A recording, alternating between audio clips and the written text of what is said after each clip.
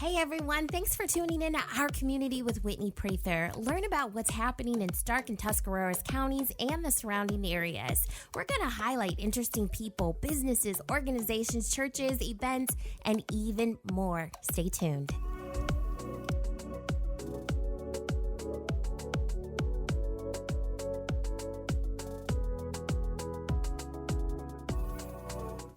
Today, I'm speaking with Kelly Piero. Kelly is the director of Stark, a department of the Canton Regional Chamber of Commerce, where they are dedicated to attracting, retaining, and engaging young professionals in Stark County. In addition to her role with Stark, she's also the program manager for Leadership Stark County's Spotlight program. It's a 6-week leadership course for young professionals who wish to cultivate their potential. Her passion for personal, professional leadership and community development is apparent in all that she does. She's originally from Cleveland, but since 2004 has chosen to work, play, and stay in Stark County with her husband Steve, daughter Veda, and bulldog mix Bosley. This girl is espresso to me, which means that she's just a jolt of energy and excitement. No wonder she's doing what she is doing. She's incredibly capable, and I loved hearing her ideas about building this community's group of young professionals. Stay tuned. You guys, I'm so excited and just honored to be speaking to our next guest. Kelly, welcome to the show. Thank you. I'm honored to be here. Awesome. Okay, so let's jump right in. You're the director of Stark. Tell me what Stark offers this community. Yeah, so Stark is actually a department of the Canton Regional Chamber of Commerce. And underneath that sort of chamber umbrella, we have Stark, we have Leadership Stark County, which some of you are also familiar with. And I sort of have my feet in both of those programs, all things young professionals. And we dearly call them YPs. Typically, that's that 20 or 30-year-old young professional out there. Sometimes they have a side hustle and they're doing photography on the side, or they're working, in a job where it's a 9-to-5. Sometimes it's not a 9-to-5. And so I know sometimes people get confused. Well, what is a professional? But really, it's just that 20 to 30-year-old. We're all going through so many of the similar things. And so we use the term professional very lightly. But Stark is truly just a network of YPs. And we offer programming all designed to do 3 things: attract, retain, and engage young professionals in Stark County.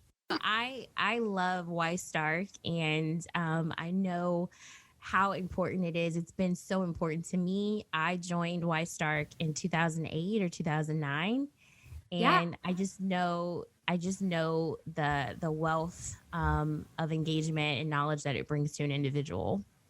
Yeah. And actually, that's where we met, I think, around 2008 or 2009. Yeah. And it's funny because if you think back to around the time you joined, and that's actually when I joined just as a young professional, I was working in my first career type job. If you think back to sort of some of those people that we met back then, how many of them do you still see now and you're still connected to some way or another? It's pretty amazing. I think a lot of people, whether it's through a networking event or maybe a volunteer opportunity or a professional development luncheon type of event, there's so many connections made through being in a network like Stark. And a lot of times you can't even put your finger on it because you and I may attribute, meeting through so-and-so, but really it was in a Stark function. And it's just special that our community has this and that the chamber sort of invests in this program because there's not a lot down here in Stark County. You go to Cleveland and there's 30, 40 young professional organizations, but in the Akron-Canton region, there's really not as many. And the ones that there are sort of all have different targets. I know there's the United Way Young Leaders Society and the North Canton JCs. And a lot of those people you'll see coming in and out of the Stark network as well. So it's really special. Yeah, I think it's really special too. And I love what you say about, I think when you connect and when you volunteer with someone through Stark and 10 years goes by and you still have that connection, you still want to reach out, you still want to invest in that person. And it's because you've built something in a network like Stark. So what role is Stark playing to ensure that leadership is really top of mind and sought after in this county and in this generation? It's kind of two-part for what the Y Stark role is, and especially my view of it, kind of looking down and helping to strategically guide programming and providing opportunities, because we not only want the business community and the greater region to look at our young professionals as valuable, having input, and encouraging them to invite them to the table, because it's Yeah. one thing to say, yes, we have representation under 40, but it's another to say, how engaged are you getting them, when they are on your boards, and are you valuing their input and things like that. So one aspect is that advocacy piece for, look, everybody, look at how great YPs are. Here's sort of our resume of stuff and all the great people. We have our annual recognition program, the 20 under 40 awards. Which I love. Yes, we partner with the Canton Repository. We just wrapped up our 13th season of that. Or our 13th annual recognition for that. And then on the other side, it's providing young professionals with a place to come together to strengthen their bond as peer to peer. And so, I try not to have my hands too much on that, because at any given point, we have a couple hundred people involved in Y Stark out of the thousands of, members, but really truly involved. And I want them to make this network and something that they need at that time. And so, for example, right now I'm getting, people are stressed. I mean, we're in a pandemic and anxiety is at an all-time high. And the younger end of young professionals, they're that 20-something-year-old. That's, Gen Z territory. And they have grown up with social media and all this stuff that contributes to a much higher level of anxiety than any of us are used to. And so what are some things that we can just provide for them to chill out? Is it an open format networking? Sometimes it's not. That scares them. That so scares them to go into a room and but if we provide a game night, there's that shared experience you're talking about, And so from the business perspective, they may be looking in like, oh, a game night? What purpose is that serving? But from a peer-to-peer inside of a young professional network, I look at that as that's giving an outlet, that's giving a shared experience. And to me, that's a networking tool. Yeah. So have you, with the pandemic at hand, have you been engaging in that way right now? Like, what's your programming look like at this very moment? Gosh. I think we had the easiest time switching things to virtual because where they're living. Yeah. I mean, I took over as director a year and a half ago, and immediately I was like, who are we outside of events? What is Y Stark offering to young professionals into the community outside of a show up from noon to 1 or show up from 5 to 7? It wasn't too much. And so the pandemic truly just shifted us on a path that we were hopefully going to be introducing anyway in a really low risk way. And so, virtual game nights, virtual networking, instead of, we do a monthly CEO meet that allows young professionals the chance to meet with a seasoned professional, hear their feedback, learn their story. And we moved that virtual. We added a $10 gift card as an added value since they weren't going to be eating lunch with us. Oh my gosh, they've been amazing. And I don't know that I'll ever have those in person again, just because it gives you the chance to connect with somebody who their schedule may not allow to show up to an in-person event, or our reach is going to be further. Maybe we do bring in people from outside of our community. So it's been cool.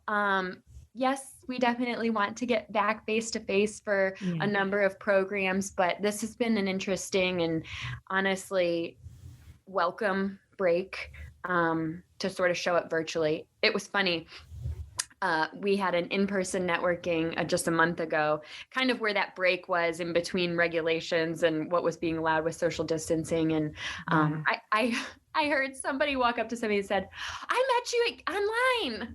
And it was just so funny to see an in-person connection being made from something that had been virtual. So that was cool because they truly did make a connection. I love to hear that this transition has not crippled you. And I think that that's a good message for business out there. Like, there is certainly a new and enhanced way that we can look at this. And not be crippled in our capabilities. So I love to hear that you guys took this opportunity to make some necessary changes.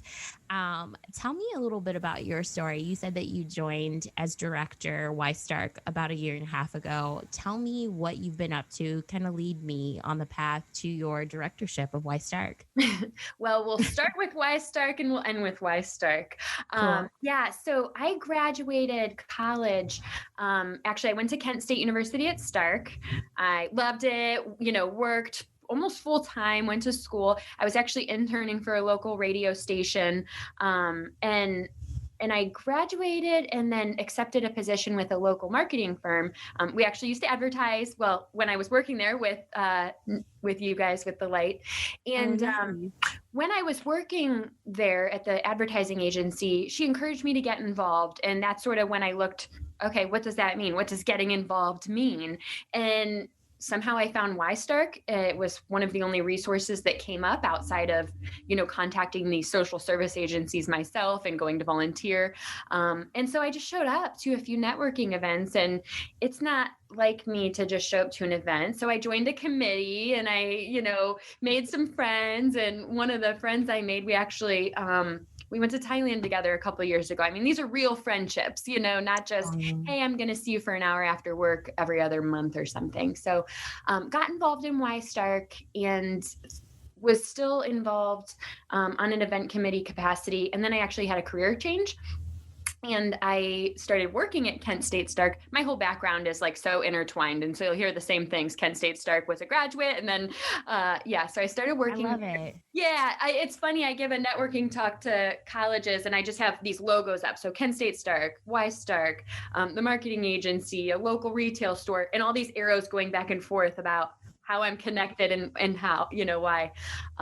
So I was working at Kent State Stark and I was getting married and I just wasn't really involved in sort of networking. And in my mind, selfishly, or I'm not sure why, but I kind of thought, I don't really need networking. I'm comfortable where I'm at, and not unique to my situation. About a year or two into it, I found like, I need something else. Like, I need to, what else am I doing with my life? Am I looking for a new job? What am I going to do? No, I wasn't looking for a new job. Like, what's this kind of other purpose for me in my community? And that kind of feeling came up a couple of times, and other people expressed similar thoughts that were sort of in my group. And eventually got married and then had the baby, and this position came up. And I wasn't super interested at the time because I was like, whoa, got enough changes going on in my life, Yeah. And it kind of knocked on my door a couple more times, and I answered it, and I joined Y Stark as the director last June, just a couple months after I got back from maternity leave. And it's funny because, I mentioned I didn't really need networking. I didn't really need to be more involved. I had enough going on, but yet something. When I joined as director and kind of got back into things, I have never left a meeting with somebody, and we'll call it networking, we'll call it connecting, or coffee date, lunch date, just reconnecting with people. It just fuels you, and Yeah. and you're just connecting with people. So sometimes that might be for business, sometimes it might be for personal pleasure. Just to learn more. And it's been amazing. I mean, I've loved reconnecting with people from kind of back in our group, but also new people. And just, I mentioned Generation Z. I'm technically not in Generation Z, but gosh, I love them. They are so awesome. And I'm just looking forward to what they're going to bring, And so it's been exciting. Yeah, your personality is so refreshing. I just love to hear you say that you're excited about what this next generation has.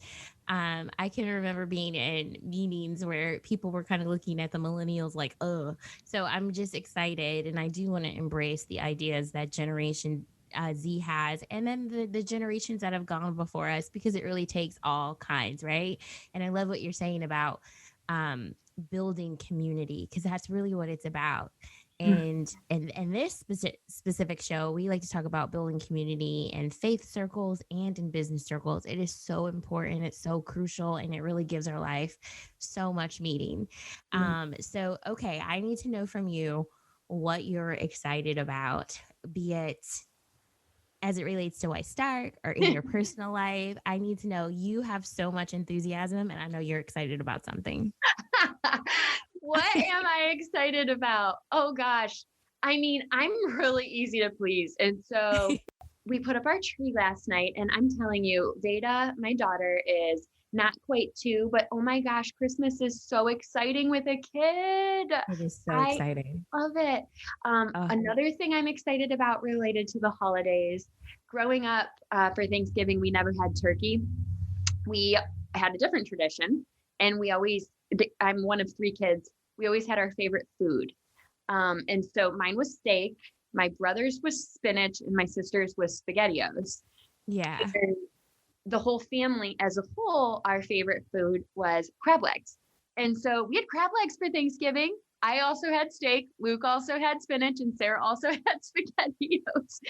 So we're not doing that for Thanksgiving, but we did a couple of years ago. We started doing that for Christmas. And so I'm excited for crab legs for Christmas.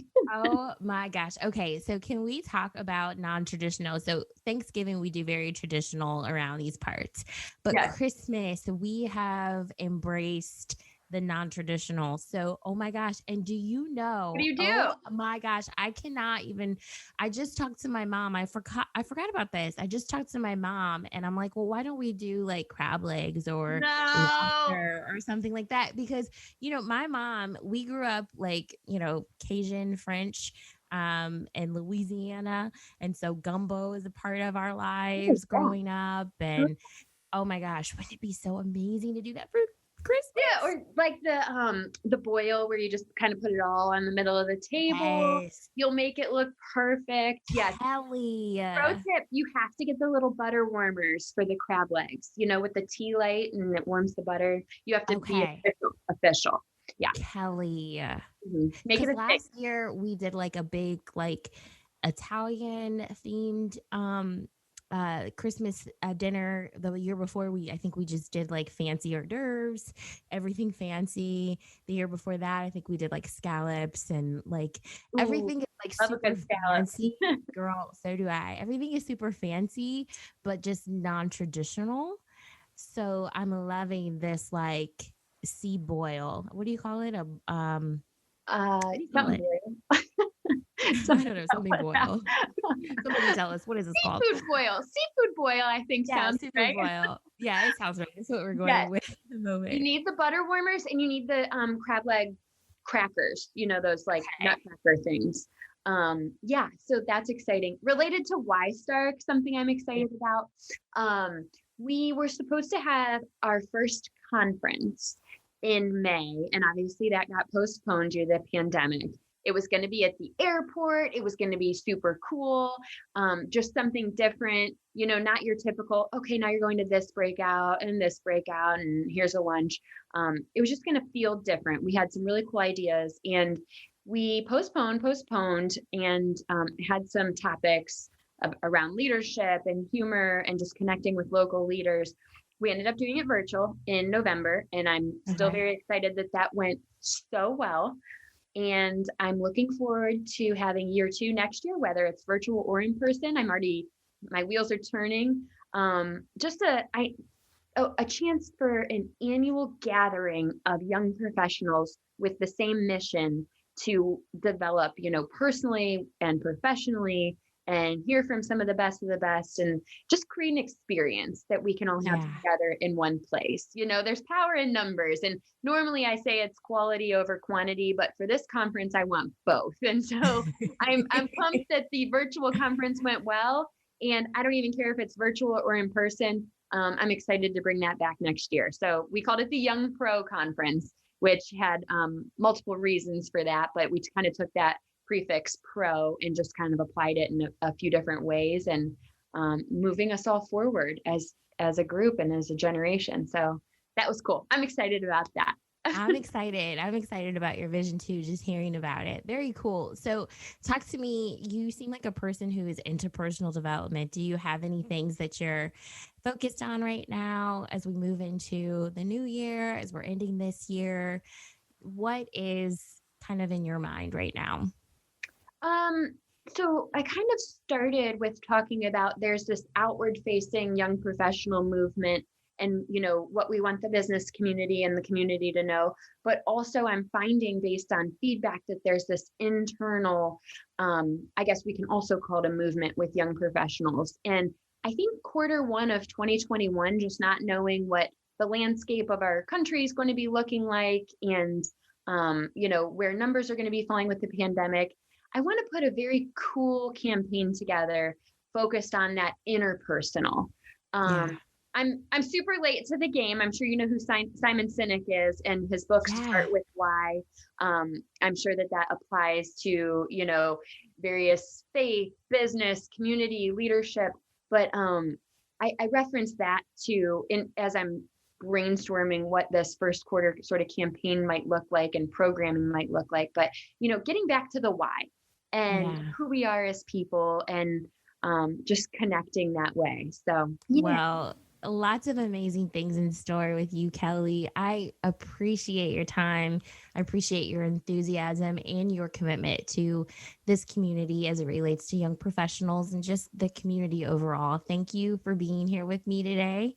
Thank you for Where can having me and spotlighting our community. This is awesome. I mean, this is what we do without saying we do it. So you get to yeah. say you're doing it, and So where can we find you online? You can find me on Instagram. I try to post everything on both Instagram and Facebook. So Instagram, YStarkYP, and Facebook is just YStark. And then personally, I'm on LinkedIn under Kelly Piero, just my name. So I try to Awesome. post on there as well. Awesome. Well, thank you for bringing a bright spot to the show today. I hope that you have a great Christmas holiday. Thank you. You too. We'll talk to you soon. Thank you to our guest today, and thank you for tuning in. Cheers. Until next time.